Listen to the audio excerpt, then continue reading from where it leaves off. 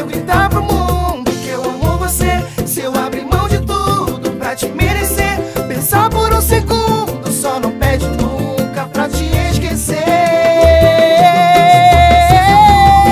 Fui convidado pelos amigos aí pra fazer o Conexão Batuque.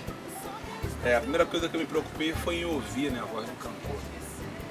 Poxa, achei uma voz muito interessante e topei o desafio, fazer uma coisa diferente, né, dentro da área do samba, do pagode, e fiz, né, começamos a ouvir algumas músicas, chegamos à concepção, ao consenso que deveria ser essa música a ser gravada.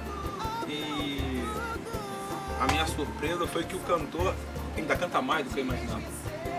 Impressionante. Eu acho que a gente vai conseguir fazer uma coisa muito legal, conseguir botar um produto muito legal no mercado.